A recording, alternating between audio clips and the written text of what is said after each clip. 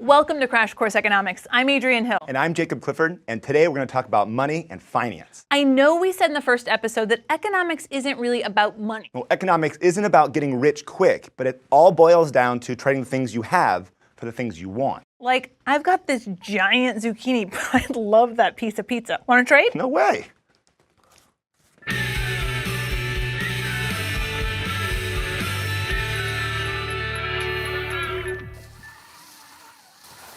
Imagine you live in a world without money, and you're a dentist that wants to go buy a car. First, you need to find a bunch of auto workers who need dental work. And if these workers don't want dental services and prefer being paid in something else like flat screen TVs, then you have to find TV manufacturers that have toothaches. Try posting that on Craigslist. This is called the barter system, and it takes a lot of time and energy. Of course, many people still barter for stuff, but for most transactions, we use money, which is a way more efficient way to do business.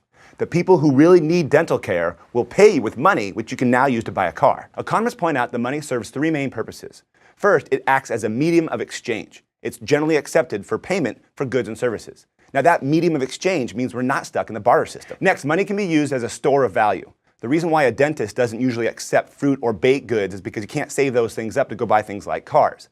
Plus, bananas go bad pretty quickly in a safe deposit box. Money also serves as a unit of account. We don't measure the value of cars in bananas, muffins, or root canals. Instead, we use money because it's a standardized metric that allows us to measure the relative value of things. Most people assume that money is just cash and coins, issued and endorsed by a government. Coins have been used for thousands of years, and they're a great example of money. But technically, money is anything that's used as a medium of exchange. For example, cigarettes were used as money in prisons until smoking bans were put in place. Nowadays, prisoners use postage stamps and even small pouches of mackerel as currency. Animals, like cattle and sheep, also sacks of grain, all these have been used as money. Some societies even used feathers or shells. The indigenous people on Yap Island in the Pacific Ocean used money called rye stones. These were large donut-shaped discs made out of limestone. The largest ones are around 10 feet wide and weigh 4 tons. The point is, what economists consider money is anything that's accepted as a medium of exchange, and that's changed a lot over time.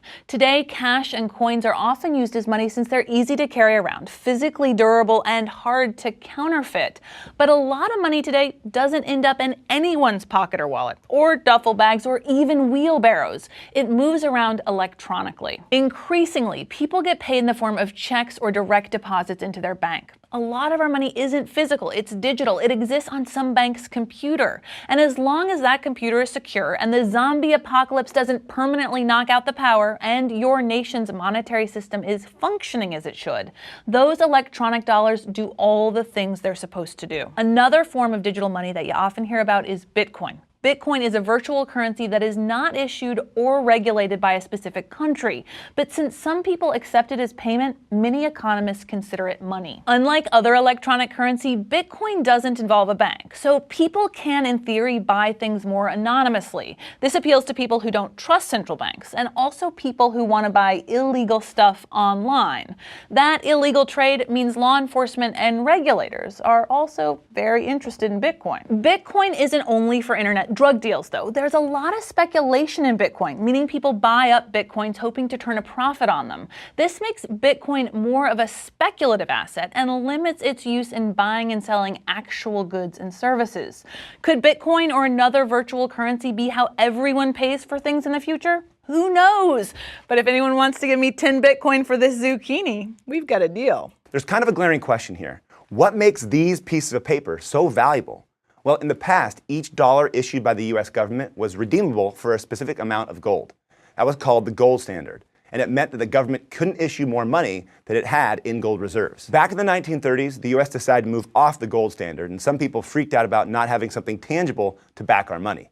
But it's important to remember that money, whether it's cash or gold or small pouches of mackerel, is all about confidence. The Nobel Prize-winning economist Milton Friedman said, "The pieces of green paper have value because everyone thinks they have value." With that in mind, a gold standard, or even a mackerel standard, might not make money more valuable or reliable. A lot of economists agree with this, which is why no country uses the gold standard. There are calls by some politicians to bring it back, but that's probably never going to happen. Sorry, Ron Paul. Okay, I know we said economics is not about the stock market, but now it's time to explain what it is and why it's important. The stock market is just one piece of something much bigger, the financial system. To understand the financial system, you need to picture two different groups. First, you have lenders. Sometimes these are corporations with a bunch of cash, but lenders can also be ordinary households, people like you and me. Us regular folks are going to need money in the future to retire or send our kids to college or go on a vacation to Yap Island. So we need a way to turn the money we have now into more money in the future. The second group is borrowers. There are several different kinds of borrowers. First, you have other households who want to borrow money to buy stuff like a car or a house. You also have businesses that have a great idea for a new product, but they have a problem. They need money to make the product, and they'll have money when the finished products are sold. But for now, they need to borrow money to invest in capital, things like machinery, tools, and factories, and they'll pay it back once they make some sales. Basically, they need to buy stuff to produce other stuff. Third, you have governments who need to borrow money because they're spending more than they're bringing in. So you have lenders who have money now and want to turn it into more money in the future. And you have borrowers who need money now and will repay it in the future. The financial system is a network of institutions, markets, and contracts that brings these two groups together. Lenders put money into the financial system, which loans it out to borrowers. These borrowers pay back those loans with interest, which makes it worth the lender's time. Let's go to the thought bubble. There are three ways this exchange takes place. The first is banks. A lender deposits money in a bank, and then the bank turns around and loans that money to a family who wants to buy a house or a business that wants to expand. As those borrowers pay the interest on their loans, the bank takes part of that money to cover their costs and passes the rest along to the depositor. The second way lenders and borrowers link up is through the bond market. A government or a large corporation that needs to borrow money will sell bonds to lenders. A bond is basically an IOU in which the borrower agrees to pay regular interest payments and promises to repay all of the money back at a set date in the future. If that lender decides they'd rather have cash now, they're free to sell that bond to another party. The third way lenders and borrowers link up is through, you guessed it, the stock market. Say Jacob and I want to expand our lemonade business, but we don't have the money to do it. We could sell stock, which is basically slices of ownership in the company. Households get the stock and we get the cash. If our company profits in the future and we become lemonade moguls, we'll share some of those profits with the shareholders, or the shareholders can sell the stock at a higher price. Either way, they make money if the company's profitable. Thanks, Thought Bubble. So banks and bonds have something in common. They're dealing in something called debt. If you get a loan from a bank, or if you're a government that sells a bond, the amount you must repay is set. In almost all cases, you're obligated to pay back the amount you borrowed with a set amount of interest. Stocks, on the other hand, are known as equity. If a company enjoys high profits, shareholders get more money. If a company goes bankrupt, shareholders may get nothing. In the news, you'll hear about changes in the Dow Jones Industrial Average, but fluctuations in stock markets are not reliable indicators of how the economy is doing. Often changes in the stock market are reactions to real or just perceived changes in economic fundamentals like consumer confidence, the unemployment rate, and GDP growth. Bonds and stocks also have something in common. They're traded on markets for financial instruments. Bonds are debt instruments and stocks are equity instruments, but they're both pieces of paper that are traded on markets with many buyers and sellers. Banks, on the other hand, are financial institutions. With the help of the FDIC, they safeguard our money while making loans to individual households and businesses. So why do we even need this complicated financial system? Why don't households take their savings and lend them out directly? Well, if you want to loan out your life savings to your neighbor so he can launch his artisanal smartphone business, go for it. But that's a pretty risky bet, so you're more likely to use the financial system. Financial markets with instruments like stocks and bonds allow borrowers to crowdsource the money they need to borrow.